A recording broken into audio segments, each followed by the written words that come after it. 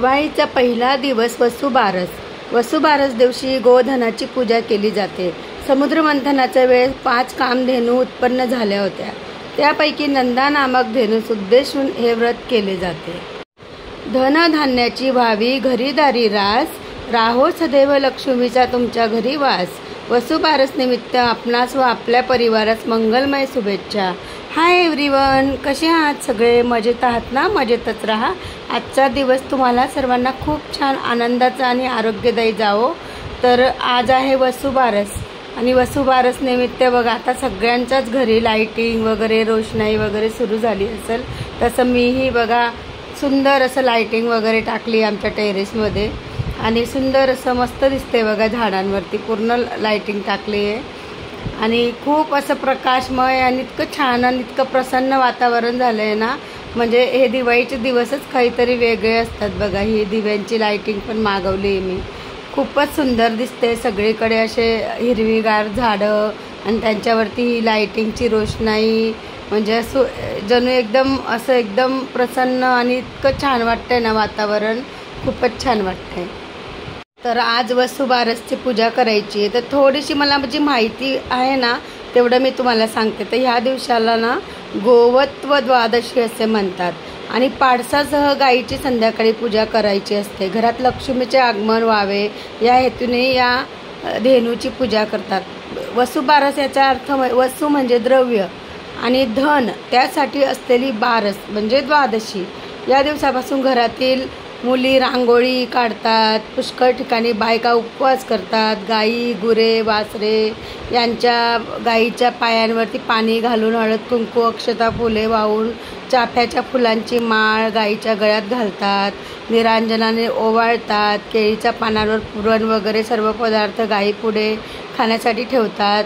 आपल्या मुलाबाळांना चांगले आरोग्य ऐश्वर आयुष्य मिळावं म्हणून ही पूजा करतात. या दिवशी गहू व मूग गाईला खाऊ घालू नयेत. कारण बायकांनी बाजरीची भाकरी व गवारीच्या शेंगांची भाजी यावर उपवास सोडावा. गाईला बाजरीची भाकरी किंवा बाजरी ज्वारी खावयास द्यावी. या दिवसापासून दिवाळीच्या पंत्या लावण्यास सुरुवात करतात. एक अशी छोटीशी माहिती आहे गाय आणि वासराची, ते सांगते तुम्हाला मी. आटपाट नगर होतं. तिथे कुणब्याची म्हातारी असते. तिला ना एक सून होती. गाई गुरं ढोरं म्हशी होत्या.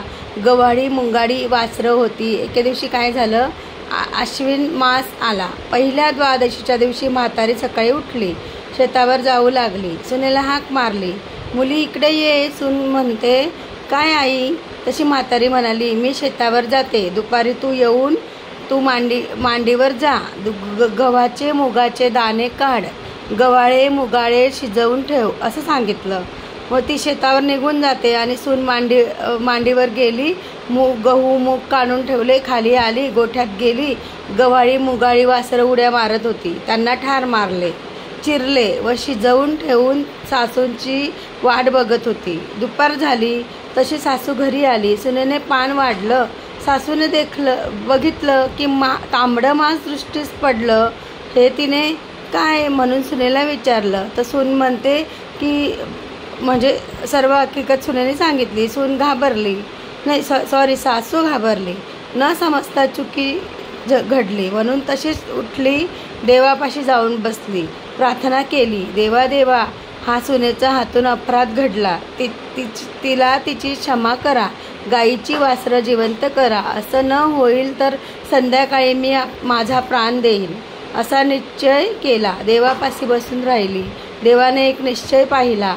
निष्कपट अंतकरण पाहिले. पुढं सायंकाळी गायी आल्या. हंबरडा फोडू लागल्या. तशी देवाला चिंता पडली. हिचा निश्चय ढळणार नाही असं देवास वाटलं. मग देवाने काय केलं, गाईची वासरे जिवंत केली. ती उड्या मारीत प्यायला गेली. गाईचे हंबरडे बंद झाले. म्हातारीला आनंद झाला. सुनेला पण आश्चर्य वाटलं. तसा सर्वांना आनंद झाला. नंतर म्हातारीने गाई गोऱ्यांची पूजा केली. स्वयंपाक करून नैवेद्य दाखविला. देवाचे आभार मानले. नंतर स्वतः जेवली. सगळे आनंदी झाले. तुम्ही आम्ही होऊ. ही कथा ना मी माझ्या पप्पांकडून ऐकली होती.